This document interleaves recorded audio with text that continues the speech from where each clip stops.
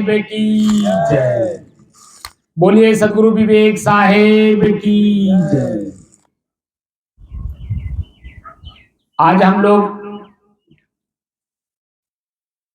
उमेश के पिताजी के गुरु जी सदगुरु श्री विवेक साहेब के पुण्यतिथि पर ये भंडारे का आयोजन हुआ है, जिसमें सभी लोग संत महात्मा और आप सभी लोग उपस्थित हैं। उसमें कुछ आपसी संवाद करके हम कुछ समझने और समझाने की कोशिश करेंगे और आप सभी लोग निर्द्वंद होकर के जितना हम पूछें उतने का ही सिर्फ जवाब दीजिएगा और रहस्यात्मक बातें कुछ भी मत करिएगा, क्योंकि रहस्य आप लोग जानते नहीं, इसीलिए हवा में हम लोग खाली उड़ रहे हैं। तो हवा में उड़ने से बात बनती नहीं, इसलिए हम लोगों की जो जिंदगी है वो हवा में वैसे उड़ के चली गई अब तक, और कहाँ चली गई कुछ पता नहीं चला। और अब जो शेष बचा हुआ थोड़ा सा जीवन है, वह जीवन हम लोगों का ऐसे हवा में और उड़ते चला जा रहा है। और हम लोग समझ रहे हैं कि भगवान का भजन कर रहे हैं, भगवान आएंगे विमान लेकर के और हमको अपने विमान पर बैठाएंगे और लेके चले जाएंगे। अरे जब शरीर रहेगा तभी तो विमान पे बैठेंगे, शरीर तो आप यहीं छोड़ दोगे तो कौन से विमान में बैठ के जाओगे? हाँ? तो कौन सा विमान है, वो विमान हम लोगों को समझना है कि जाना कहाँ है और विमान लेके जाएगा कहाँ, दोनों बात है। तो पहली बात तो ये क्या है कि महात्मा लोगों में ये हमारे लगता है सभी लोग वैष्णव महात्मा है ना। आप लोगों से एक अनुरोध है कि आप लोग कितने लोग सूती खाते हैं और बीड़ी पीते हैं, ये पहले बताइए। यही देख ही है, खुद पता चल रहा है, एको जाने बाकी नहीं है ना। हमारा निवेदन आप लोगों से एक है कि गोस्वामी तुलसीदास जी ने लिखा है कि नर तन पाए विषय मन देही, अब पलट सुधाते विष सठ लेही। ये जीव का विषय है स्वाद, हम लोग आदती हो गए हैं। और जो संन्यास मार्ग है, ये संन्यास मार्ग आदत को छोड़ने के लिए है। और जब तक छोटी छोटी चीजों को हम लोग नहीं छोड़ेंगे तो एक सबसे बड़ा जो चूहा है हम लोगों के जीवन में कतरनी काट रहा है, उसको कैसे समझेंगे? वो है वासना। वासना को कैसे समझेंगे? जब छोटी छोटी चीजों को नहीं समझेंगे तो बड़ी बात को कैसे समझेंगे? इसलिए आप लोगों से मेरा निवेदन है कि सुरती आप लोग छोड़ दीजिएगा। दूसरी बात एक है कि हम लोग कुछ अध्यात्म का रहस्य जानने के लिए बैठे हैं, तो उसके बारे में थोड़ा चर्चा करते हैं आप लोगों से, क्योंकि ये हम लोगों का जो जीवन है ना, ये व्यवहारिक जीवन नहीं है। जब आप लोग लंगोटी लिए होंगे तो गुरु महाराज आपको लंगोटी देते समय बोले होंगे कि आज से आप सांसारिक जीवन से मर गए, ये बात बोले होंगे ना। हाँ सरकार, कि सांसारिक जीवन से मर गए। तो जब सांसारिक जीवन से मर गए तो उसके रीत रिवाज नीति नियम सब कुछ से मर गए ना। तो करना क्या है? जो रहस्य है उसी को जानने के लिए वो समाज से काटा जाता है, और समाज में ही अगर हम रह गए तो फिर उस रहस्य को क्या जान पाए हम लोग, जो जिसको जानने के लिए संन्यास मार्ग में आए, साधु बने। तो साधु का मतलब होता है साधन का प्रयोग करने वाला। जैसे किसान है तो किसान का नाम किसान क्यों पड़ा? वो भी तो आदमी ही है, उसका नाम किसान क्यों पड़ा? इसलिए कि किसान के ऊपर पूरे समाज की जिम्मेदारी होती है। किस बात का? कि वह जमीन से खींचे क्या? अन्न को खींचने के लिए जो साधन है, उस साधन का प्रयोग करने वाले को किसान कहा जाता है। जैसे हल, बैल, कुदाल, फावड़ा, खुरपी, खुरपा, हंसुआ, ये सब साधन है ना। इन साधनों का जो प्रयोग करता है और अच्छी फसल पैदा करता है, अपने जीवन के लिए, भरण पोषण के लिए वो उपार्जन करे, परिवार के लिए करे, समाज के लिए करे, जो सबके लिए करे, वो किसान। ऐसे हम लोग साधु बने हैं तो साधु के बाद भी हम लोगों को एक पद मिलता है संत। तो पहले जब साधु बनेंगे तभी तो संत बनेंगे। तो साधु का मतलब क्या होता है? साधनों का प्रयोग करने वाला। जैसे विद्यार्थी विद्या का अध्ययन करता है और वही विद्यार्थी आगे चल करके समाज का एक जिम्मेदार पर्सन बनता है। जैसे डॉक्टर, वकील, अफसर, समाज का एक जिम्मेदार पर्सन, जैसे प्रधान, नेता। ये जिम्मेदार पर्सन जन्म से ही नहीं होते, इनको पढ़ाया लिखाया जाता है, योग्य बनाया जाता है ताकि समाज को एक सही दिशा दे सके। और जो आदती होगा, बुरा आदमी होगा, दारू पीता होगा, मांस खाता होगा, व्यभिचार करता होगा, उसको हम आप लोग कोई भी आदमी जिम्मेदार मानेंगे? वो तो गैर जिम्मेदार आदमी है ही है, उसको तो कुछ नहीं पता है कि हमें क्या करना है। जिसको कुछ करना है वो जिम्मेदार आदमी होता है।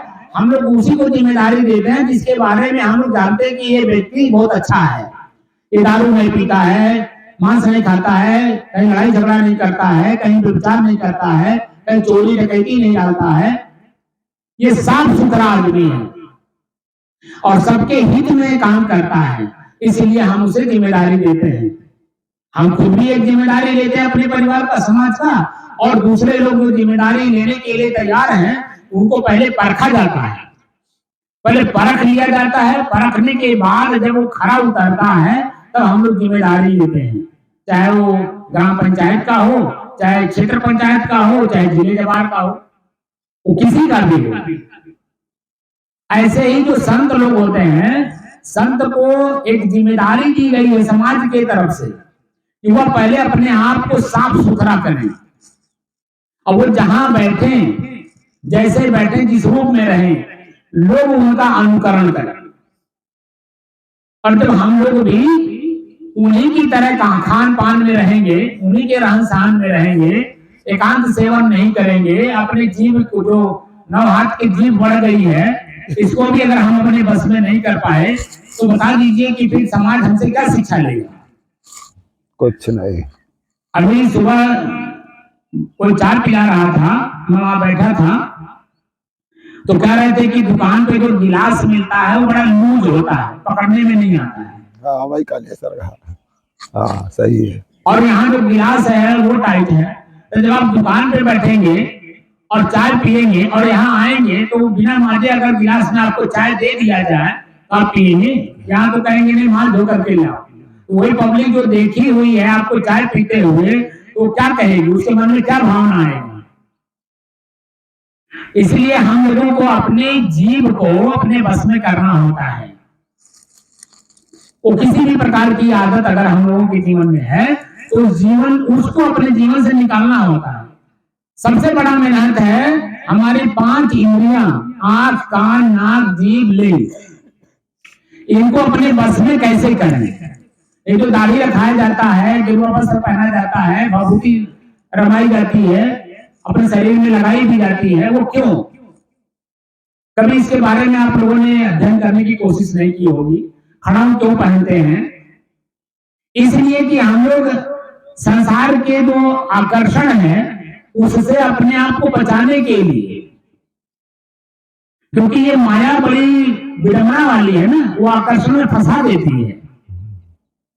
और उसी माया से बचने के लिए हम लोग अपना दाढ़ी रखते हैं ताकि कोई हमें देख के आकर्षित ना करे, गेरुआ वस्त्र पहनते हैं ताकि वो देखने में अटपटा लगे। हम समाज से क्यों कटे रहते हैं? ताकि एकांत में रहें, प्रभु का भजन कर सकें।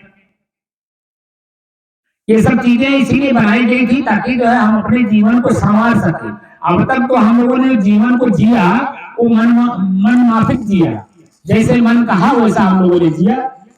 लेकिन आप जब गुरु के संपर्क में आ गए तो गुरुमुख हो गए। गुरुमुख का मतलब होता है गुरु की वाणी पे चलना। तो गुरु, एक गुरु बाहर का होता है जिसका संग करके हमें अपने भीतर के गुरु को जगाना होता है। हमारे भीतर भी तो गुरु बैठा है, हम जिसके बारे में हम नहीं जानते हैं, तो जो जानता है वही हमें बताता है। तो जो गुरु लोग हैं उनके सानिध्य में जाने के बाद अगर अपने अंदर में गुरु तो जागृत न हुआ तो फिर उनके संगत में जाने का क्या मतलब हुआ? जैसे इस समय ठंडी चल रहा है, अब भयंकर ठंडी लग रही हो शरीर में, हम लोग अग्नि के पास जाएं, आग तापें और आग से हमारे शरीर में पसीना ना आए, गर्मी हमारी ना दूर हो, तो उस अग्नि को तापने से क्या मतलब हुआ? भयंकर गर्मी में हम लोग नदी के पास जाएं, तालाब के पास जाएं, वन के पास जाएं, जंगल के पास, और वहां से शीतलता हमारे शरीर को ना मिले, तो उसके पास जाने से क्या मतलब है? ऐसे गुरुओं के पास जाने से अगर हमारे जीवन में जो बुराइयां हैं वो अगर दूर नहीं हुई, तो उनके पास जाने का क्या मतलब? कोई औचित्य है? कोई औचित्य नहीं दिख रहा है। इसलिए अपने जीवन में जो कुछ भी बुराई है उसी को त्याग करना, जिसको पहले से अभ्यास कर लिए हैं, उसी अभ्यास को अब दोबारा ऐसा अभ्यास करना है कि हमारे जीवन से निकल जाए। अरे मैं आपसे बताऊं, मुझे एक चाय की लत लग गई थी। वहां जब बस्ती में महंत बनाया गया तो वहां पर मुझे चाय की लत लग गई, क्योंकि जितने लोग आते थे मिलने के लिए, अब उनके साथ उनको चाय पिलाइए तो अपने भी चाय पीजिए, और अपने चाय ना पीजिए तो वो लोग बुरा मानते थे। अब इसी प्रकार से वो लत लग गया। एक संभ्रांत व्यक्ति खलीलाबाद के, वो हमको ले गए हरिद्वार अपने बच्चों के साथ, क्योंकि हमको ले चलिए हरिद्वार घुमा दीजिए। मैं वहां गया तो कनखल गए भगवान शंकर जी के स्थान पर, तो उन लोगों को हमने छोड़ दिया। हमने कहा जाएगा आप लोग दर्शन कराइए, और मैं बाहर एक फील्ड में बट वृक्ष था, उसी के नीचे पंक्ति लगा के बैठ गया और आंख बंद कर लिया। तो आंख जैसे बंद किया, मेरे मन में एक बात आई कि भगवान शंकर जी सबको आशीर्वाद देते हैं, सबको धन दौलत रुपया पैसा बेटी बेटा घर द्वार मकान सब कुछ देते हैं, ये सबको सब कुछ देते हैं। मुझे इनसे कुछ लेना नहीं है, लेकिन इन्हें कुछ हमें दे जाना है, तो मैं इनको क्या दे के जाऊं? तब खोजते खोजते मेरे दिमाग में आया कि ये जो चाय है यही इनको मैं दे जाता हूँ। बात समझ रहे? चाय मैंने उनको वहीं दे दिया कि मैं आज के बाद चाय नहीं पीऊंगा। और जो जिनके साथ मैं गया हुआ था, वो जब लोग मंदिर में से घूम करके आए मेरे पास, तो मैंने कहा कि आज मैं भगवान शंकर जी को चाय दे दिया। तो कहे आप नहीं पिएंगे? हम कहे नहीं, बिल्कुल नहीं पिएंगे। अब जैसे ही समय 1 घंटा 2 घंटा बीता, वो हमारे मांस के मुंह के अंदर में जो मांसपेशियां हैं, उस मांसपेशी में बार बार चाय पीने की वजह से वो आदत बढ़ गई थी ना।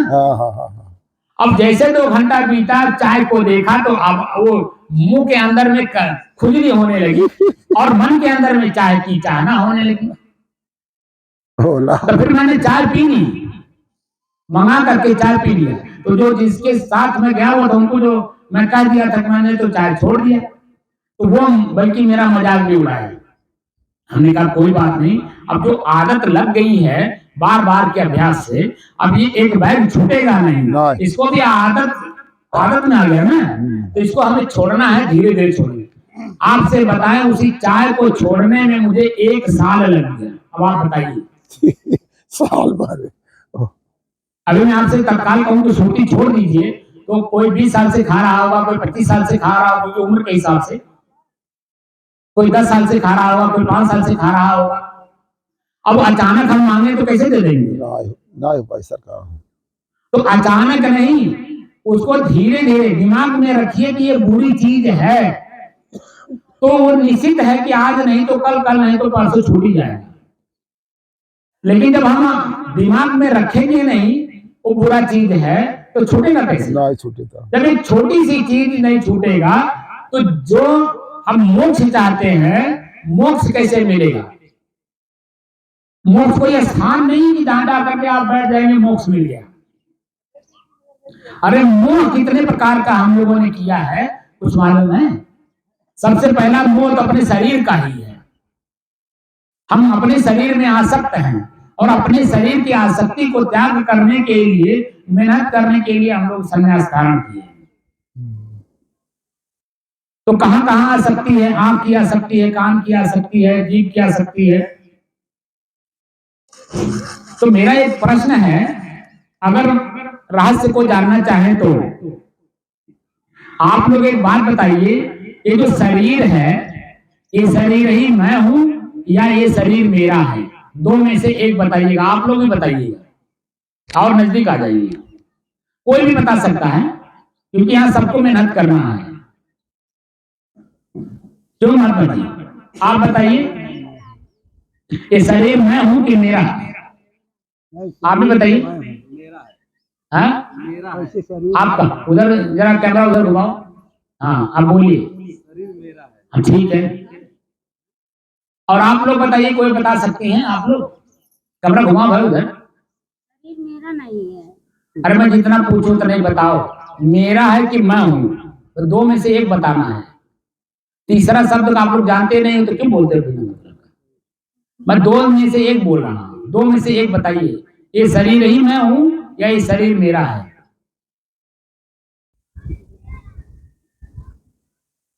क्यों महाराज जी? शरीर में मैं हूँ। नहीं, शरीर में मैं हूं वो अलग बात है, मेरा है कि मैं ही हूं? मैं ही हूँ। मैं हूं ना। अब वो कह रहा है मेरा और आप कह रहे हैं मैं हूं। नहीं, शरीर में आप बताओ।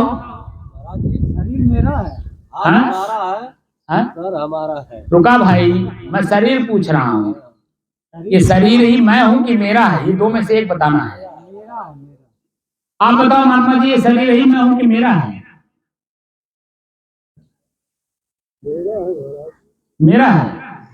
और वो आपके गुरु भाई कह रहे हैं मैं हूं, आप कह रहे हैं मेरा है। आप असल में दोनों जनी में नहीं तालमेल है, बताओ तो भजन कैसे होगा? अच्छा मान लेते हो महात्मा जी के ऊपर कैमरे लगाइए। अच्छा महाराज जी आप बताइए, अगर ये शरीर ही मैं हूं तो हम लोग झूठ कहां नहीं बोलते?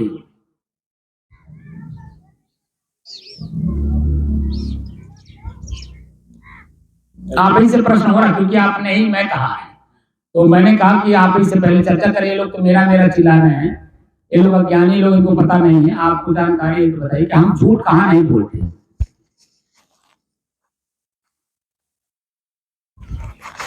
झूठ तो वैसे अब माइक लगा दो भाई। माइक का है। नहीं, माइक को थोड़ा आवाज आए तो उसमें जब कहीं किसी का आपत्ति यानी कष्ट में जीवन रहता है, हमारे झूठ बोलने से उबर जाता है, वहाँ झूठ बोला जाता है। नहीं, कोई और जगह बताइए जहां आप झूठ नहीं बोलते हैं। और तो नहीं मेरे को मालूम है। अपने परिवार में, अपने परिवार में कॉमन रूप से, कॉमन मतलब सामान्य रूप से कोई भी झूठ नहीं बोलता है।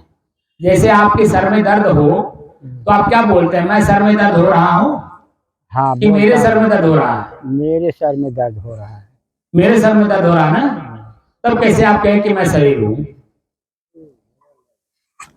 तो साफ साफ वहां बोलते हो ना मेरे सर में दर्द हो रहा है। तब आप बताइए कि शरीर मैं हूं कि मेरा? हमारे समझ से शरीर में मैं हूँ। नहीं, मैं हूं वो तो बात की बात है, मेरा है कि मैं हूं?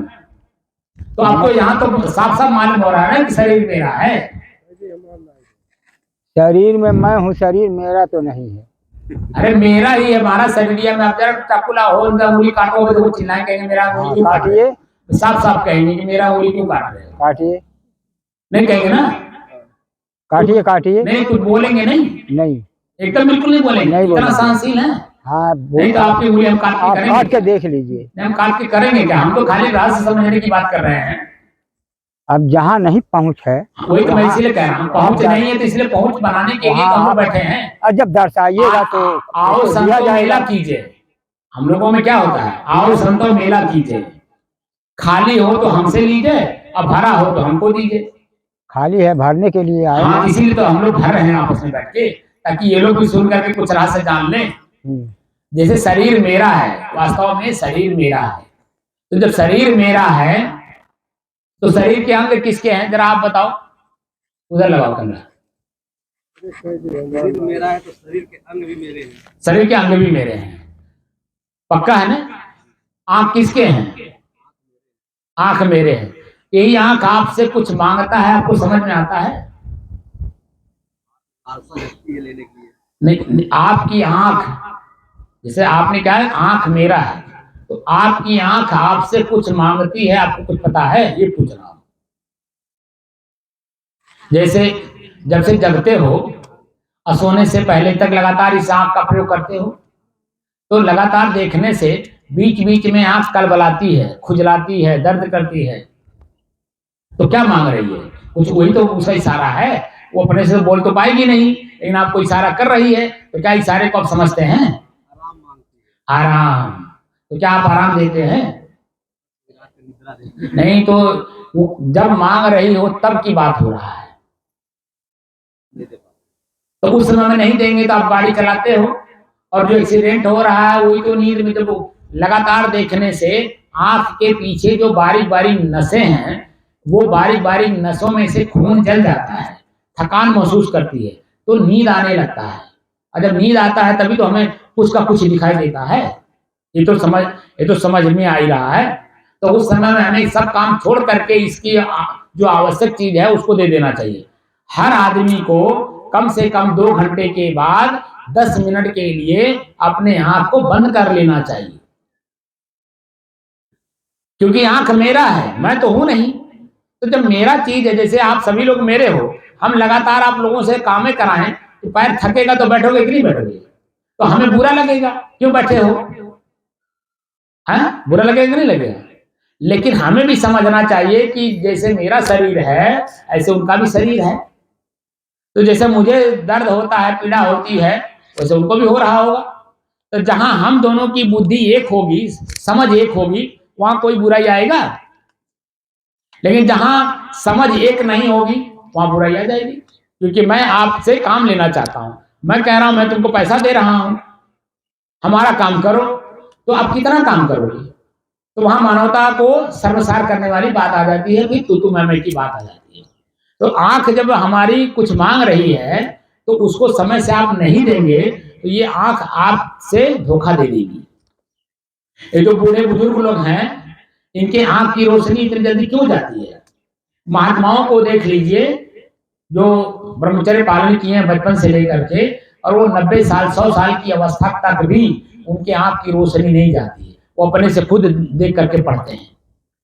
और आजकल हम लोग क्या कर रहे हैं कि मोबाइल का जो लाइट होता है हमारे आंख की रोशनी को मारता है बार बार देखने से, और आप लगातार आप देखिए तो आपकी आंख ढप जाती है, दर्द करने लगता है, यहाँ अंदर चुभन होने लगता है। उसका रीजन क्या है? उस सब चीजों को जानते हुए भी हम फिर भी मोबाइल देखे जा रहे हैं, तो रोशनी मरेगा कि नहीं मरेगा? तो हम लोगों को क्या चाहिए? आराम देना चाहिए। किसको? आंख को। क्यों लाइट चली गई? लाइट चली गई, कोई बात नहीं, तभी भी सुनाई देगा। हाँ कोई बात नहीं, हम लोग आपस में सुन लेंगे। तभी भी सुनाई तो देगा। और लोगों को सुनाना था। तो जब शरीर मेरा है, बैठ जाइए महाराज जी, कहीं जाना है? जाना ना कहीं ना, तब बैठिए, ये तीन मूर्तियां के मुजरी भेजे। कोई बात नहीं, चले जाएंगे अभी। अब तो गाड़ी से आपने बता दिया, कोई बात नहीं। जब शरीर मेरा है और शरीर के अंग मेरे हैं, तो मैं इनका कौन हुआ? जरा इधर आइए, इधर उधर लगाइए। तब मैं कौन हुआ? जब शरीर और शरीर के अंग मेरे हुए तो मैं इनका कौन हुआ? मालिक। साफ साफ मालूम हो रहा है ना, मालिक हूं। हाँ, क्यों? वो सही कह रहे हैं कि गलत कह रहे हैं? आप लोग बताइए महात्मा जी। सही गलत बा? देखले में नहीं गलत। कैसे? जरा यहाँ इधर लगाओ भाई, उनके ऊपर तरफ। हाँ, कैसे जरा बताइए, आपसे रात से कुछ जान लिया जाए। हाँ, शरीर आपन नहीं है तो क्या करे? हमें बांटा तू तो नहीं है। सीता चला हाँ, उनके भगवान का इनका ना है, इनके ना है तो हमें का भगवान कर का सामान खराब नहीं होला। नहीं, जो जिस चीज को रहस्य को जानने के लिए लाल कपड़ा पहने, वो सब जान ही नहीं पा रहे हैं। हाँ, तो जहाँ के थे वहीं रह गए। टिप्पणी कैसे मत बढ़ेंगे? कीजिए, टिप्पणी मत कीजिए। कुछ लेने के लिए बैठे हैं तो लीजिए, टिप्पणी मत कीजिए। नहीं नहीं, टिप्पणी करिए, टिप्पणी करना कोई बुरी बात नहीं है। तो समझ, हाँ समझ बढ़ती है उससे, जब तक बहस। इसीलिए टाइम तू अपन बोला तो जब शरीर मेरा है और शरीर के अंग मेरे हैं, तो साफ साफ देखिए, वो बालक कह रहा है कि मैं इसका मालिक हूं, और आप महात्मा होकर के कह रहे हैं कि मैं नहीं हूं, मेरा नहीं है, भगवान का है। और साफ साफ वो कह रहा है बालक, देखिए वो तो महात्मा नहीं है, वो तो भगत भी नहीं है अभी तक। और साफ साफ उसकी समझ बता रही है कि वो हम मालिक हैं अपने शरीर के। क्योंकि मोटरसाइकिल चलाता है तो मोटरसाइकिल चलाते समय जैसे उसमें हार्न है, उसमें लाइट है, उसमें क्लच है, उसमें ब्रेक है, उसमें एक्सीलेटर है, तो सीट पे जो बैठेगा वही तो उसका उपयोग करेगा जब जब जरूरत पड़ेगी। ऐसे लाइट क्या आंख, हमारे शरीर में हम मालिक हैं, तो हम अपने शरीर के मालिक होते हुए हमें अपने शरीर का ज्ञान होना चाहिए ना कि हाथ कहाँ चल रहा है। जोश में आकर के हम लोग ढीला या लाठी वाला फरसा चला देते हैं जोश में आकर के। तो हमारे शरीर की जो जोश है, उस जोश को जो हमने हाथ को तवज्जो दे दिया, उसको बल दे दिया और ये उठा करके ढीला मार दिया, तो जिसका सर फूटेगा वो हमको छोड़ेगा। अगर हम अपने हाथ को पहले से खींचे रहें, बचा के रखें और इसमें कितना भी जोश आवे हम ढीला उठा के ना मारें, बल्कि उस जोश का प्रयोग करें कहाँ पर, किसी की सेवा में, पानी पिला दें, किसी के लिए बिस्तर बिछा दें, दरी बिछा दें, कुर्सी दे दें, कोई सेवा कर दें, उसका सदुपयोग हो गया कि नहीं। लेकिन ढेला मारने से क्या हुआ, तो हमारी अपनी ताकत का दुरुपयोग हुआ कि नहीं हुआ। तो उसका दोषी कौन हुआ, हाथ दोषी नहीं हुआ, हाथ को चलाने वाला मालिक दोषी हुआ। बात समझ रहे हैं कि नहीं, हाथ को चलाने वाला मालिक दोषी हुआ कि नहीं। ऐसे हमारे शरीर में जितना भी अंग है वो सब मेरे हैं और वो मेरे बल से ही वो बलवान है। बोलते हैं हम लोग, किसके सामने क्या बोल रहे हैं, जीभ मेरे बस में नहीं है। और जब जीभ बस में नहीं है तो जो मन में आएगा वो बोलेगा, और उसमें बल कौन दे रहा है, आप ही तो दे रहे हैं। तो जब आप बल दे रहे हैं तो दोषी कौन होगा, आप ही होंगे। तो जिसको लगेगा कि आप शब्द बोल रहे हैं, इसमें कोई सार तत्व तो नहीं है, तो अगर आपको डंडा मारेगा तो चोट किसको लगेगा, आप ही को लगेगा ना। तो आप क्यों उसमें छटपटाते हैं, क्योंकि उसको आपने जीभ के माध्यम से सामने वाले को कष्ट पहुंचाया है, दुख पहुंचाया है, पीड़ा पहुंचाया है, और वही पीड़ा आपको रिपीट करता है। कर्म का सिद्धांत ये कहता है कि जो हम आप देते हैं किसी को भी, वही रिप्लाई में हमें मिलता है, उसी व्यक्ति से, दूसरे से नहीं, उसी व्यक्ति से जो हम देते हैं ना वही हमें रिप्लाई में मिलता है। एक घर घर की जो कहानी है, सास बहू आपस में लड़ रही हैं और पिता पुत्र लड़ रहे हैं, गुरु चेला लड़ रहे हैं, तो ऐसा क्यों हो रहा है। इसका मतलब है कि हम अपने आप को नहीं जान रहे हैं, अपने शक्तियों को नहीं जान रहे हैं, इसलिए अपने शक्ति का दुरुपयोग कर रहे हैं। और जब शक्ति का हरासमेंट हो जाएगा, जैसे मान लीजिए हमारे पास 1 लाख रुपया है, हम उसको दारू में, मांस में और कहीं भी लगा के खर्चा कर दिए, और हमें अचानक अपने लड़की का शादी करना हो, विवाह करना हो, भंडारा करना हो या कुछ भी करना हो, तो जब पैसा खर्चा हो चुका है तो बता दीजिए अचानक कहाँ से आ जाएगा। आपको अच्छा कार्य करना है तो उस समय में पैसे कहाँ से आएंगे। इसका मतलब है कि पहले से पैसे को खर्च करते समय इस बात का ध्यान रखा जाए कि हम खर्च कहाँ कर रहे हैं, तो गलत जगह होगा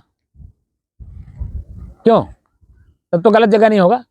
ऐसे हमारी बुद्धि है, हमारे शरीर की ताकत है, बल है, उसको हम बचा के रखें, सुरक्षित रखें, ताकि अंतिम अवस्था तक, जब तक शरीर है, इस शरीर में हमारी ताकत ही हमको चलाती है। और जब हमारी ताकत हमारे शरीर से घट जाएगा तो कान से सुनाई कम देगा, तो कोई सामने वाला क्या बोल रहा है हम लोग क्या समझ पाएंगे, वो समझ पाएंगे। और जब नहीं समझ पाएंगे तो कहावत है कि हीरा मारे बहिरा झीक डारे। इसीलिए अपनी ताकत को, अपने बल को अपने पास सुरक्षित रखने के लिए हम लोग भजन कर रहे हैं। बात समझ रहे हैं महात्मा जी। हाँ। अपनी जो शक्तियां हैं, शक्तियों के जो ताकत है, बल हैं, इनको सुरक्षित करने के लिए हम लोग भजन कर रहे हैं। और यही जब सुरक्षित हो जाएगा, सुरक्षित का मतलब खूब ढेर सारा हो जाएगा, वही संसार को जब आप देने लगेंगे तो खर्च भी होता है, तो आमदनी का जरिया भी बनाया जाता है। जैसे परिवार में रहते हैं तो कोई भी पैसा कमा के लाते हैं तो परिवार में खर्च हो जाता है, तो फिर दूसरे दिन हमें कमाने के लिए, जब शरीर में ताकत रहेगा, बल रहेगा, तभी तो जाएंगे, तभी कमाएंगे। या आप जवानी रहते ऐसा साधन बना दीजिए, जैसे आपने अभी बताया कि 2 दुकानें हैं, एक दुकान किराया पर है, वो एक दुकान में हम रहते हैं, संत महात्मा आते हैं, उनका सेवा करने का मौका मिलता है, तो एक दुकान आपका आय का स्रोत बन गया ना। क्योंकि 1,000 रुपया मिलने से कोई भी महात्मा आएगा, कम से कम दाल चावल रोटी सब्जी तो खिला देंगे। बढ़िया आराम से। हम विदाई नहीं दे पाएंगे, लेकिन उनका आदर सत्कार करने के लिए दोनों टाइम का भोजन हम करा देंगे। तो ऐसे ही जब हमारे पास बुद्धि रहे, बुद्धि का जब हम संग्रह ज्यादा करेंगे तो बुद्धि हमारे लिए अमृत का काम करती है, वो कमाई हमको देती है, और उसी कमाई से फिर हमारा शरीर निर्वाह हो जाता है। बात समझ रहे हैं? तो शरीर किसका हुआ? मेरा हुआ, मैं नहीं हूं, मेरा हुआ, और मैं इसी में हूं तो इसका मालिक हूं। तो जब तक मैं इसमें रहूं, अपने मालिक की हैसियत से हमें रहना चाहिए। और हम लोग अपनी कमजोरी कहाँ करते हैं? अपने इसी शरीर के अंग को कहीं गलत प्रयोग करने से हम लोग कमजोर होते हैं। हाथ से किसी को मार दिए, मुंह से किसी को गाली दे दिए, पैर से गलत जगह चले गए, तो वो क्या किए? हम अपने आप को कमजोर कर लिए। हम अपने आप को कमजोर ना करें, मजबूत करें। इसलिए जबान को कोई कितना भी गाली, कितना अभद्र बात बोल दे, लेकिन अपने जबान को अभद्र भाषा में प्रयोग नहीं करने देना है। कितना भी कोई बोल दे, ये समझिए कि वो उसका काम है, मेरा काम नहीं। वो अपना गाली दे रही, वो अपना जबान खराब कर रही है, हम क्यों करें? अपन जवान खाली हम अपना जबान नहीं। उससे क्या होता है कि जब आप सुन के सहन कर लेते हैं, सामने वाला बोलते बोलते बोलते एक समय ऐसा आता है कि वो हमेशा थोड़ी बोलेगा, चुप वो भी होगा।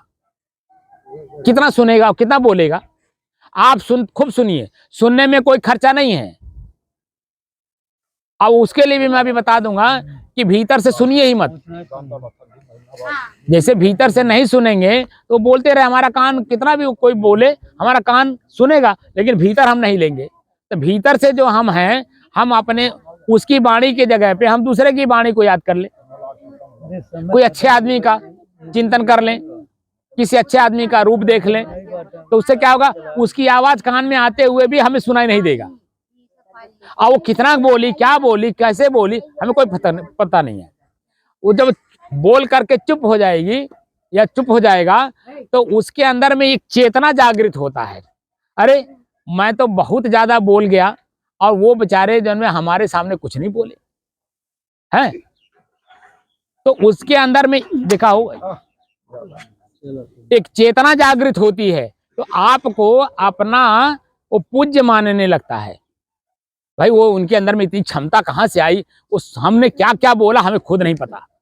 ये सबके अंदर में होता है कि नहीं होता है? बोल देने के बाद अपने अंदर में अंतर्द्वंद होता है कि नहीं होता है? और उसी अंतर्द्वंद को हमें एक बनाना है, दो नहीं।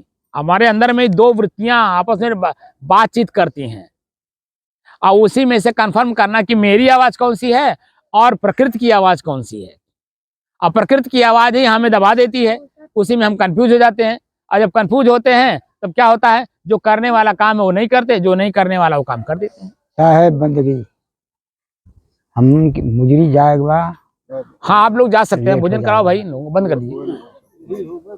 से एक चीज खोजे के बाद, ठीक है?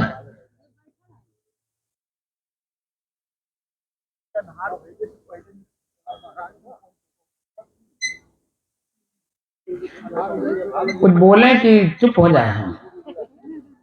अरे दुनियादारी है, बोलल कही जा। नहीं तो हम ऐसा नहीं बोलब ना। कुछ लोग बैठी भी थी, सुनी भी हैं, आप घर नहीं सुनी थी। जैसे हम पूछे थे, ये जो शरीर है, ये शरीर ही मैं हूं कि मेरा है? अब तुम बताओ, ये शरीर मैं हूं कि मेरा? दो में से एक बताना। काम की बात कर रहा हूं ना, तो मेरा है कि मैं हूं? जरा माइक उधर लगाओ भाई। हाँ बोल। नहीं, दो में से एक बताओ ना, ये शरीर मैं हूं कि मेरा? हमार मतलब मेरा है ना, मैं नहीं ना हूं। हमार का मतलब जाने ली, हमार का मतलब जैसे साल हो रही ना, तो सरिया का कभी हमार साल हो, साड़ी पहनी हो ना, क्या कहोगी? हमारी साड़ी है, हम साड़ी हैं, हम साल हैं, ऐसा नहीं कहती हो? है? पहले इन लोगों को हटाओ यहां से, चुप मार के बैठो वहीं पे। जैसे जो चीज हमार होता है, यानी हमसे अलग है, जैसे साल है तो साल अभी अगर गंदा होता तो ओढ़ के नहीं आती, क्या आती? साड़ी अगर गंदा होता तो पहन के आती? क्यों?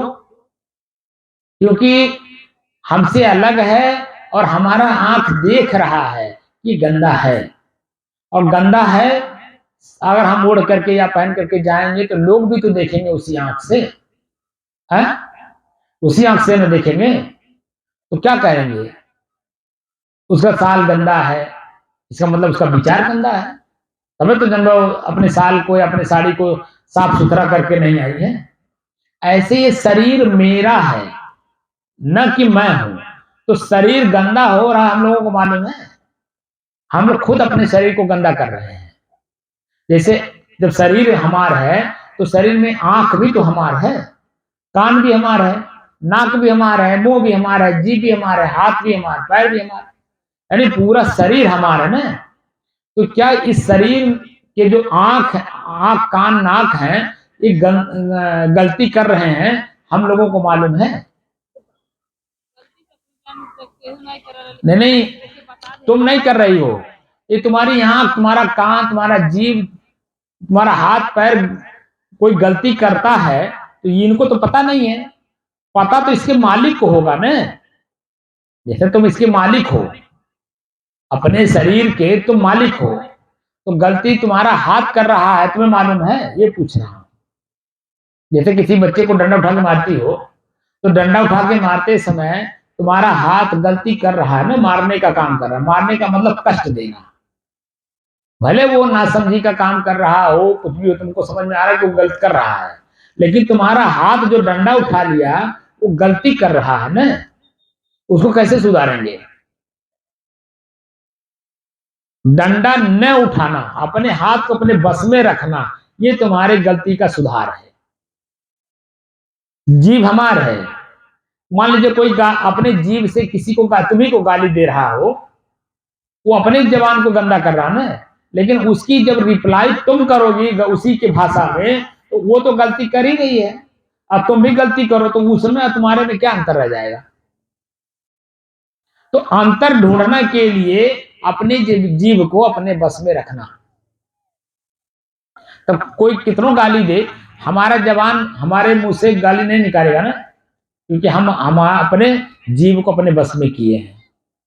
तो क्या होगा, आगे चल करके वही औरत जो आपको गाली आज दे रही है, 10 दिन 15 दिन 20 दिन महीना बाद उसके मन में जो भाषा बदलेगा विचारों में, वो आ करके या कहीं बैठेगी तो कहेगी फलनिया को हमने बहुत गाली दिया, हमें खुद नहीं मालूम कितना गाली दिया, लेकिन वो भल मनई हमको कुछ भी नहीं बोली। तो भाव बदलता है ना, विचार बदलते हैं उसके, क्योंकि आपके सहनशीलता से उसके अंदर में एक चेतना जागृत हुई। लेकिन जब आप भी उसी की भाषा उसी समय बोलने लगेंगी तो उसके अंदर में चेतना कहां से आएगा? इसलिए हम लोगों को चाहिए, जो चेतनावान लोग हैं, सज्जन लोग हैं, उनका कर्तव्य बनता है कि सुन करके सहन करें, उसको बोलते सहिष्णुता।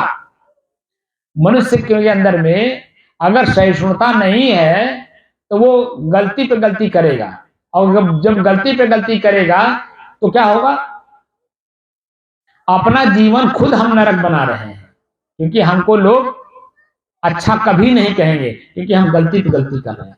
लेकिन गलती हम संभाल लिए तो लोग भी कहेंगे कि ये बहुत अच्छे लोग हैं, इनके साथ अच्छे विचार मिलेंगे, इनके साथ बैठना चाहिए।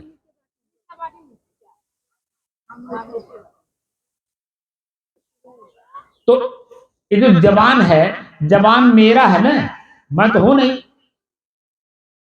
वैसे ही जो शरीर है, शरीर के हम मालिक हैं, और अपने मालिक होने का हमको ज्ञान नहीं है, इसलिए हम अपने शरीर से गलती करते रहते हैं। तो गलती का सुधार कौन करेगा? हमको स्वयं करना होगा, दूसरा तो करेगा नहीं, हमको करना होगा। तो हम कैसे समझें और कैसे सुधारें अपने आप को?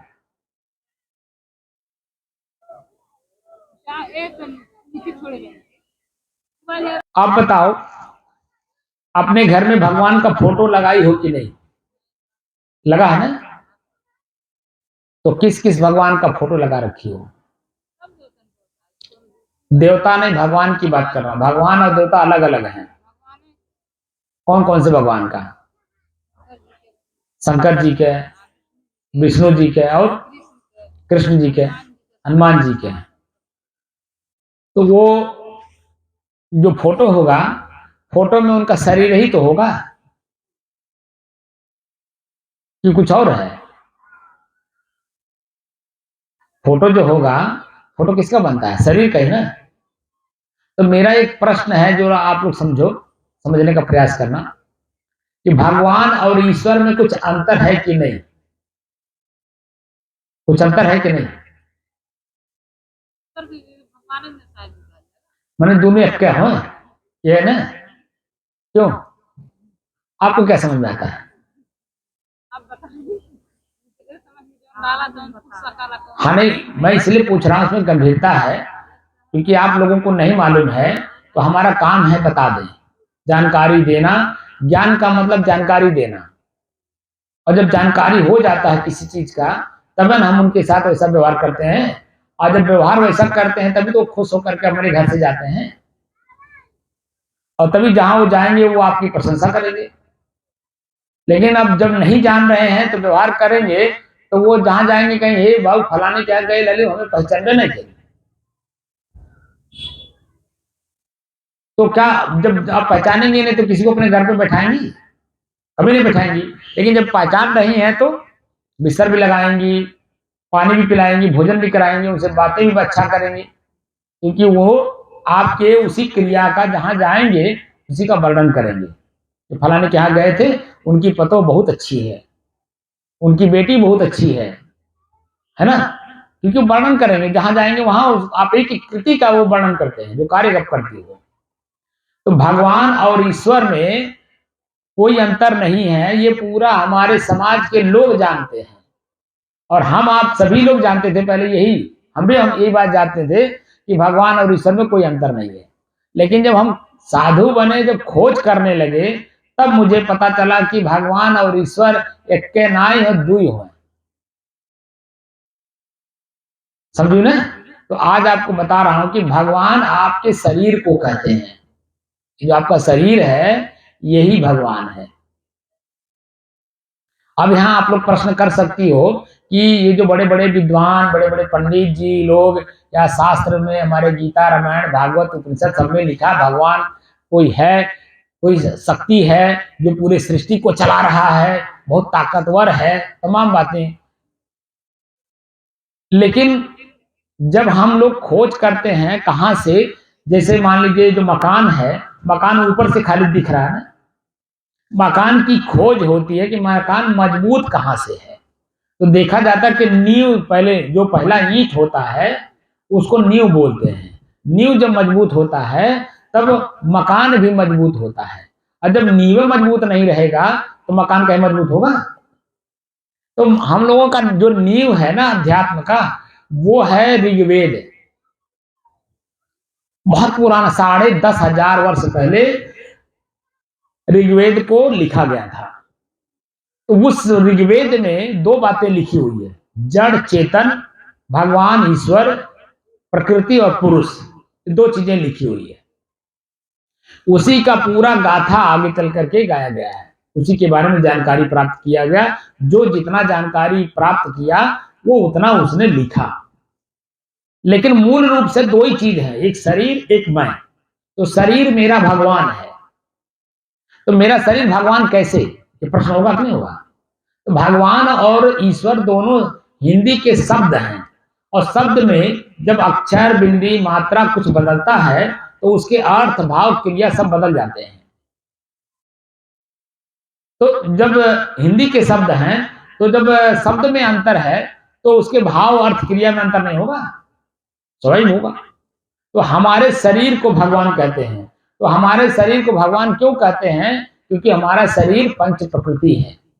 हमारे शरीर में भगवान का शब्द कहां से आया? भा, भूमि। भूमि है कि नहीं? हमारी तरफ लगा दो, भूमि है कि नहीं? यानी हमारे शरीर में मट्टी है कि नहीं? है? हमारे शरीर में गगन माने आकाश है कि नहीं?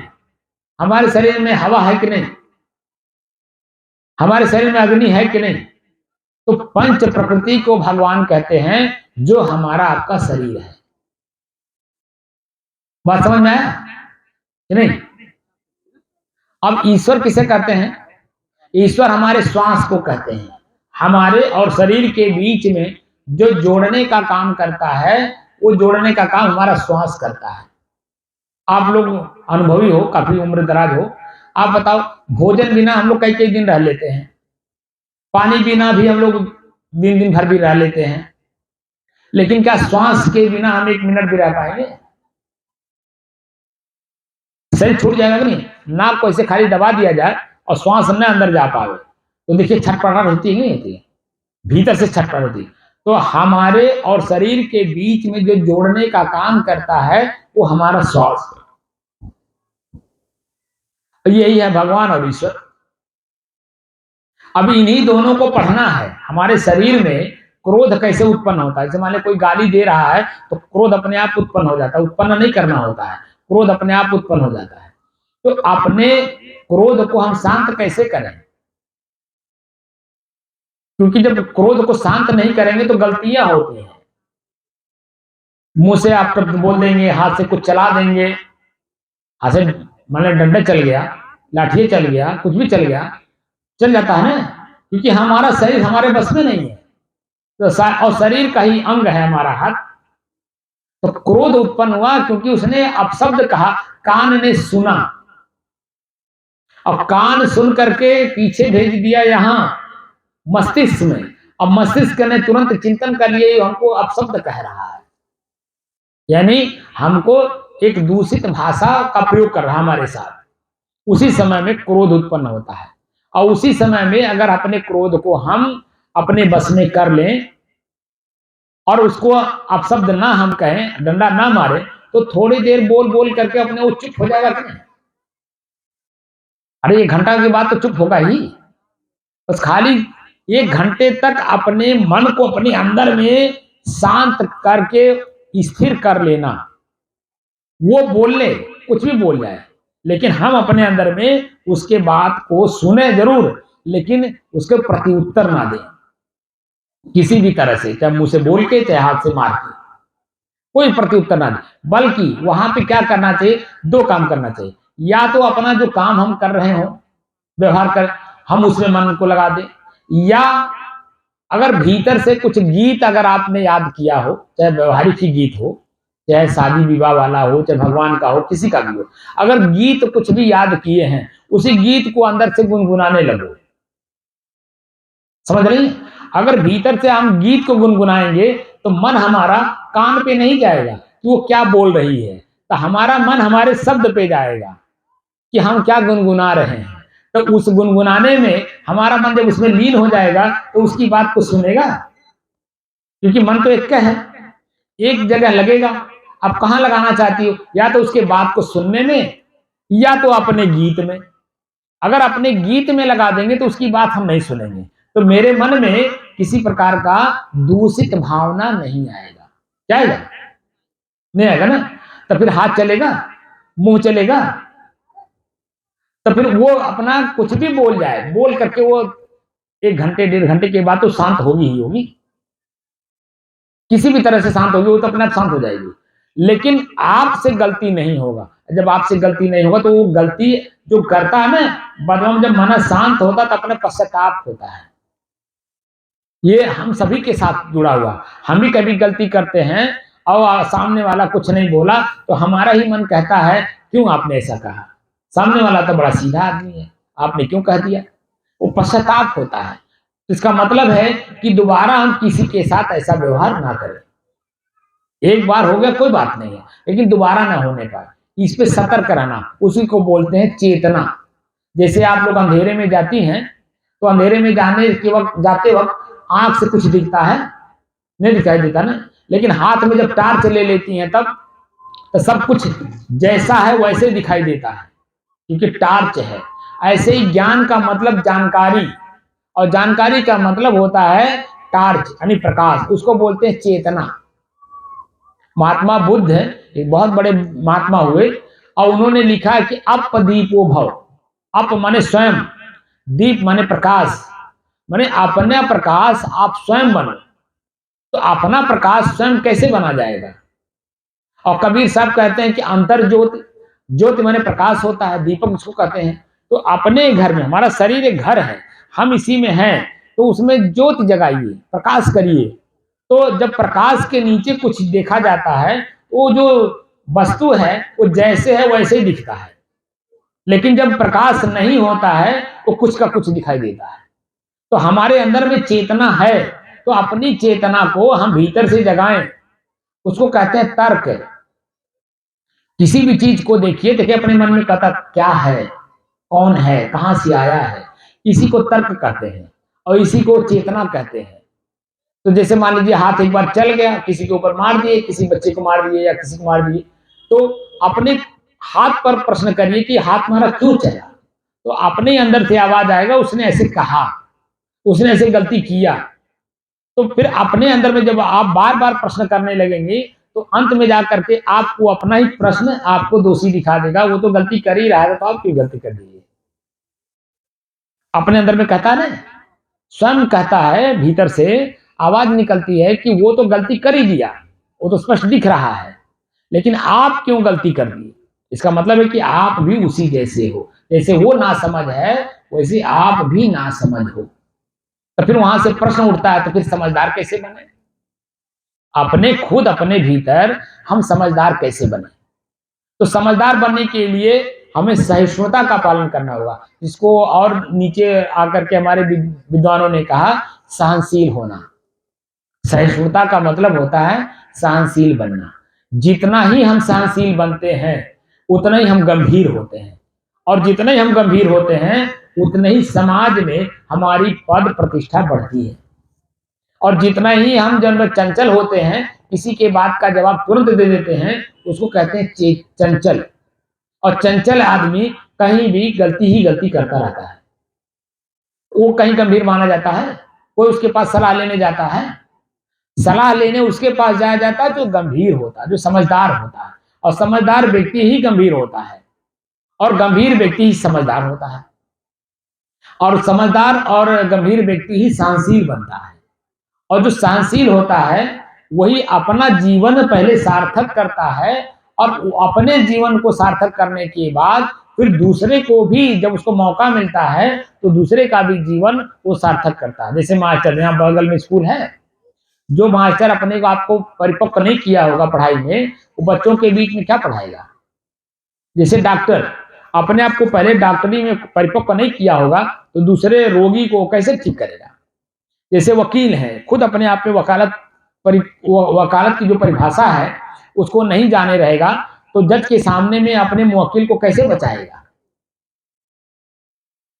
तो ठीक उसी तरह से हर जगह हर व्यक्ति का यही नॉलेज है। जैसे हम लोग संत हैं, तो संत बनने से पहले साधु बनना पड़ता है। साधु का मतलब होता है, अभी बता रहा था मैं, कि संसाधनों का प्रयोग करने वाला। जैसे किसान है संसाधन का प्रयोग करता है, वैसे साधु भी संसाधन का प्रयोग करता है। किसका? दया, क्षमा, संतोष, धैर्य, विचार, विवेक, गुरुभक्ति, नम्रता, कोमलता, यानी जो मानवीय गुण हैं, उन सभी मानवीय गुण को जो अपने जीवन में पालन करता है, अब पालन करके जो परिपक्व हो जाता है, शांत रहता है, उन्हें संत कहते हैं। और संत के पास जाने से ही सबको ज्ञान मिलता है। जैसे भगवान राम कैसे हो गए? उनको भी उनके जीवन में संत का सानिध्य मिला बचपन से लेकर के, और बचपन से जैसे ही उनको संत का सानिध्य मिला, आज देखिए भगवान राम हो गए। क्या एक ही राजा के लड़के राम थे? उस समय में हजारों राजाएं थे, सबके पास अपने अपने पुत्र थे, लेकिन जिन राजाओं ने अपने पुत्र का जैसा संगत कराया, जैसा उनको आचरण सिखाया, उसी तरह से उनका नाम उस समय तक रहा। लेकिन राम एक ऐसे आदर्शवान पुरुष हुए कि वह आज हम लोगों के कई हजार वर्ष पहले राम हुए हैं, और आज भी हम लोग उनके लिए प्रार्थना करते हैं, उनसे हम लोग आशीर्वाद लेते हैं, क्योंकि उन्होंने जो आदर्श दिया वो व्यवहारिक जीवन का दिया, और इतना बड़ा आदर्श दिया कि माता और पिता की बात मान करके राजगद्दी प्राप्त करना था, उसको त्याग करके जंगल चले गए। और जंगल में जानती ही हैं कितना कष्ट होता है। तो पूरे 14 साल तक जंगल में कष्ट सहे, लेकिन माता पिता को कुछ होने नहीं दिए। तो एक आदर्शवान पुरुष का नाम लिया जा रहा है। भगवान कृष्ण जो है संदीपनी ऋषि के आश्रम में जाकर के उन्होंने वेद का अध्ययन किया, शास्त्र का अध्ययन किया।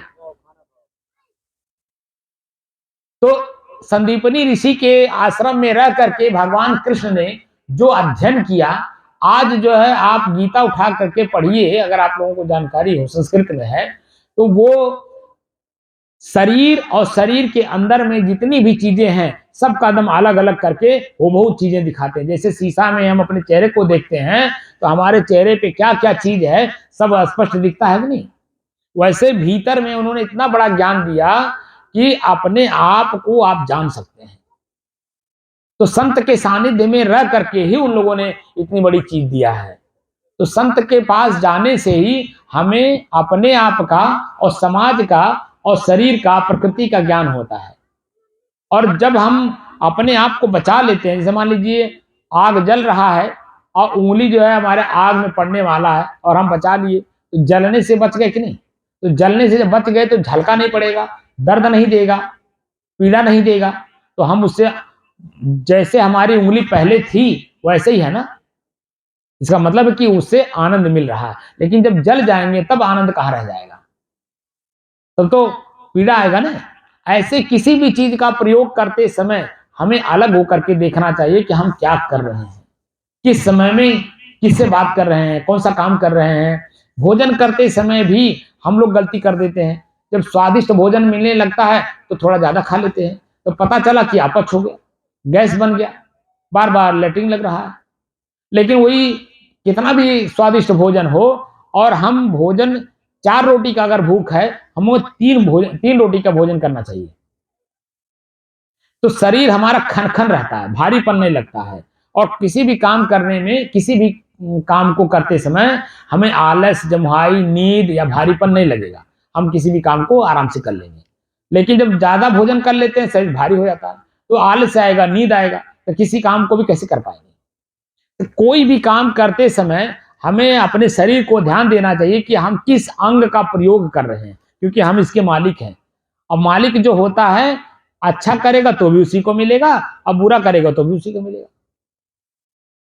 इसलिए हम शरीर के मालिक हैं, हमारा मालिक कोई नहीं है। लेकिन हम बाहर वाले को जो लोगों ने समझा दिया कि आपका मालिक है भगवान है, आपके मालिक ईश्वर हैं, इसीलिए हम लोग भटक रहे हैं। और संत भटकाव खत्म करते हैं, अपने शरीर से जो कष्ट हो रहा, पीड़ा हो रहा, वो दोबारा ना होने पाए। बात को समझना है। तो अब एक काम की चीज आपको बता दे रहा हूं। जैसे ईश्वर शब्द जो है, भगवान हमारे शरीर को कहते हैं, ईश्वर किसको कहते हैं? हमारे श्वास को। तो काम क्या करना है आप लोगों को, आने वाले समय में जैसे जैसे अवस्था आप लोगों की और बढ़ेगी, वो काम आपको ज्यादा आएगा। रात में जब भी नींद खुले, जब भी आप लोगों को, मान लीजिए शरीर का जो धर्म है फ्रेश होने के लिए, अपना फ्रेश हो लिए। मान लीजिए समय ये नहीं कह रहा कि आप स्नान कर लीजिए, कोई जरूरी नहीं है कि शरीर से स्नान करिए, कोई जरूरी नहीं कि आप ऐसे बैठिए, चाहे जहां जैसे भी बैठ पाइए, क्योंकि भीतर का काम कर रहा हूं, कुछ काम सिखा रहे हैं आपको भीतर से काम करने के लिए। तो भीतर का काम करना है तो आंख बंद करना चाहिए, कान बंद करना चाहिए, जीभ बंद करना चाहिए, पैर हाथ सब, कुछ भी क्रिया ना हो, खाली ये देखना है कि हमारा श्वास कैसे चल रहा है। क्या करना है? रात में जब भी नींद खुल जाए, फ्रेश हो लीजिए और बैठ जाइए चुप मार के, और अपने श्वास को अलग होकर के देखिए। जैसे आप लोग हमको देख रहे हैं, हम आपको देख रहे हैं, तो दोनों एक दूसरे को देख रहे हैं ना।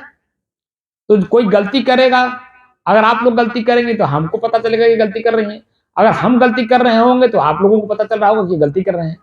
तो गलती एक दूसरे को समझा करके सुधार करवा देना। ऐसे ही जब हम श्वास को देखने लगेंगे, हमसे अपने आप अलग मालूम होने लगेगा। तो हमारे ही नाक में कभी सुगंध आता है तो हम लोग क्या करते हैं, लगते हैं सुगंध लेने। तो सुगंध नहीं लेना है। कभी कभी दुर्गंध भी आने लगता है तो वहां से भागने लगते हैं, मुंह बिचकाने लगते हैं। तो भागना भी नहीं है, सुगंध लेना भी नहीं है। तो करना क्या है, शांत जैसे हम हैं, सुगंध लेने से पहले या दुर्गंध आने से पहले हम जैसे थे वैसे ही रहें, क्योंकि वो जैसे आया है वैसे थोड़ी देर में अपने आप चला भी जाएगा। खाली महसूस कराता है। कि हम सुगंध आ गए, हम दुर्गंध आ गए, और उसी में आपके ऊपर प्रभाव डाल के चला जाता है। सुगंध आया तो लगते हैं भोगने, और दुर्गंध आया तो लगते हैं उठ के भागने। तो जहां हम हैं वहां से हम चंचल हो जाते हैं। तो चंचल नहीं बनना, जहां हम हैं वहीं स्थिर रहना। वो अपने आप आया, हमको स्पर्श किया और फिर वापस लौट के चला गया। गलती वही होती है जब हम उसको सूंघने लगते हैं, गलती वही होती है जब हम उठ के भागने लगते हैं। जैसे हाथ कुछ उठा के मारने चला, तो हाथ ने मारा ना, लेकिन चाटा कौन खाता है? गाल, पीठ। गलती हाथ ने किया, तो इसलिए हाथ को हम अपने बस में किए रहे, जीभ को अपने बस में किए रहे, कान को अपने बस में किए रहे, आंख को अपने बस में किए रहे। लेकिन ये कैसे होगा? जब श्वास अलग मालूम होगा तब। और अलग जैसे जैसे मालूम होता जाएगा वैसे वैसे अपने आप ये आपके बस में होता जाएगा, पूरा शरीर आपके बस में हो जाएगा। तो इस शरीर से गलती नहीं होगी, क्योंकि हम लोग जो जन्म मरण के चक्कर में पड़े हुए हैं उसका कारण यही है कि हम अपने शरीर को खुला छूट दे दिए हैं। आंख लगातार देख रहा है, कान लगातार सुन रहा है, जीभ लगातार बोल रहा है, पैर चल रहा है, इसीलिए हम लोग जन्म मरण के चक्कर में पड़े हैं। हम लोगों को लोग कहते हैं मोक्ष मिल जाएगा, लेकिन कैसे मिलेगा ये नहीं कोई बताता है। कहते हैं मरने के बाद मिलेगा। मरने के बाद कोई आके बताया है कि हमारा मोक्ष हुआ है? हमारे कबीर साहब कहते हैं कि हम जिंदा रहते रहते उसको देख लें। तो कैसे देखेंगे? मोह का नाश करना। किसी भी चीज में अगर हम आसक्त हैं, उसकी आसक्ति से अपने आप को बचाना, रोकना, आसक्त न होना, क्योंकि आसक्ति ही दुख का कारण है, और उसी आसक्ति से हमें अपने आप को बचाना है। तो मोह का नाश कैसे होगा? जैसे जीभ है, स्वाद में परेशान करा हुआ है, आंख है देखने में परेशान किया हुआ है, कान सुनने में परेशान किया हुआ, पैर चलने में, तो इनको सबको धीरे धीरे धीरे धीरे रोकते जाएंगे। और वैसे भी अगर आप नहीं रोकेंगी तो प्रकृति रोक देगा। जैसे भी महात्मा जी अभी उठ नहीं पा रहे थे, वो नीचे नहीं जा पा रहे थे, अब देखो शरीर उनका गल गया। शरीर की जो शक्ति थी वो शक्ति शब्द में हीन हो गई नहीं। शरीर शक्तिशाली है कहां से? आपके विचारों से। आपके विचार अगर पवित्र हैं तो शरीर गेना की तरह उछलता है। लेकिन जब यही शरीर भारी लगता है, कहां? जब आपका मन दूषित हो जाता है। दुखी मन में ही शरीर जो है भारी लगता है, लेकिन प्रसन्न मन में उछलता है, कूदता है। तो हम लोगों को काम क्या करना है? सुबह जब भी नींद खुले या दिन में जब भी समय मिले, लेकिन दो समय में तो कतई करना है। एक तो सवेरे उठने के बाद जब भी नींद खुले, और एक सोने से पहले। सब लोग सो जाए अपने अपने बिस्तर पर, और आप अपने बिस्तर पर बैठ करके अपने श्वास को अलग होकर के देखिएगा। और दिन में जब भी समय मिल जाए, जहां भी बैठे रहें, आंख खोलिएगा नहीं, किसी को मत देखिए, आंख को बंद करिए और अपने श्वास को अपने से अलग होकर के देखिए। तो देख, इस आंख से तो श्वास दिखाई देगा नहीं, ये दिखाई देता है? हवा कहीं दिखता है? ठंडी है, ठंडी है, हम लोगों को खाली मालूम हो रहा है, स्पर्श से मालूम हो रहा है, लेकिन कहीं दिख नहीं रहा कि ठंडी है, लेकिन महसूस हो रहा है नहीं हो रहा। तो अपना ही श्वास हमें महसूस होता है कि हमारा श्वास कैसे चल रहा है, ठीक है ना? तो अगर हम कुछ सोचेंगे और चिंता वाली बात होगी तो हमारा श्वास तेज चलेगा, उसको कहते हैं ब्लड प्रेशर बढ़ गया है। और अगर हम कुछ नहीं सोच रहे हैं तो सबसे बड़ी बात होगी कि हमको नींद आ जाएगा। श्वास को देखते देखते एक अवस्था ऐसी आ जाती है कि वहां आपको नींद आ जाएगी। तो नींद आने से पहले एक बार अपने शरीर को भाप लीजिए कि मेरे शरीर में कहाँ दर्द हो रहा है, कहाँ पीड़ा हो रही है, कहाँ तनाव है, कहाँ दबाव है। इस तरह से पहले एक बार देख लीजिए, और जब देखना शुरू करेंगे श्वास को और लगातार देखेंगे तो आंख अपने आप तो आंख तो पहले से बंद ही है, उसके बाद अंदर भीतर से चेतना नहीं रह जाएगी, यानी श्वास दिखाई नहीं देगा। फिर क्या होगा? तब नींद आ जाएगी। और जैसे ही 10-15 मिनट तक नींद आया आपको, वैसे ही जहां दर्द हो रहा था पहले से, वहां आप देखेंगे एकदम शांत हो जाएगा, कोई दर्द कोई पीड़ा नहीं रह जाएगा, चाहे सर में हो चाहे शरीर में किसी भी अंग में हो, क्योंकि ब्लड सर्कुलेशन पूरे शरीर में फैल गया। इसीलिए दर्द जो हो रहा था वो दर्द खत्म हो गया जैसे ही नींद में आती है। बात समझ में आ गई? तो गर्मी आए साजी लेकिन ये घर जाती है, नहीं जाती। कोई बात नहीं, अब जाओ। मैंने जो हम बताए हैं इस काम को करना है कि अपने श्वास को अपने से अलग होकर के देखना है, और इसका जितना अभ्यास करोगी उतना हमारा शरीर हमारे बस में होगा। और जितना अभ्यास नहीं करोगी तो पहले से छूट ही है, तो जीभ से क्या निकल जाएगा, हाथ से क्या कर दोगे, कुछ पता नहीं है। इसीलिए जब अपने श्वास को देखेंगे तो कंट्रोलिंग पावर हमारे अपने पास आ जाता है, अपने शरीर के कंट्रोल करने में हम कामयाब हो जाते हैं, और यही धीरे धीरे आपको मोक्ष की ओर ले जाता है। जैसे आप गाली नहीं दोगी तो गलती नहीं होगा, जब गलती नहीं होगा तो कोई दुखी नहीं होगा, न लाठी डंडा चलेगा, ना भाला फरसा चलेगा, ना कोई लड़ाई झगड़ा होगा, तो उससे मुक्त हो कि नहीं। जब किसी ने कुछ बोल दिया, आपने कुछ नहीं कहा, तो वो बोल के चुप हो गई, एक तरफा वो अपना बोल के चली गई, लेकिन आप नहीं जब रिप्लाई करेंगे तो शांत है कि नहीं। यही इसी को कहते हैं मोक्ष, यानी मोह नहीं हुआ, आसक्ति नहीं हुई, इसीलिए लड़ाई नहीं हुआ, लड़ाई से बच गए।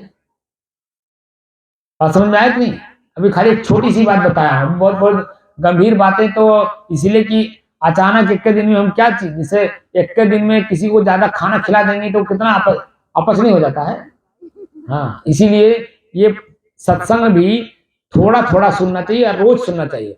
लेकिन ये सत्संग मान लीजिए हम लोगों का रोज नहीं मिल पाता है, तो अपने अंदर में सत्संग कर लिया करिए कि आज हमने सुबह से लेके अब तक क्या क्या काम किया, हाथ से क्या किया, पैर से चल के कहाँ गए, आंख से किसको देखे, कहाँ हमारा मन प्रसन्न हुआ किसको देख के, कान से किसको सुने। हैं? ठंडा पड़ा तो बड़ी दूर जाएगा, ठीक बा, 50 किलोमीटर जाएगा, वही जाएगा। बंद कर दिए।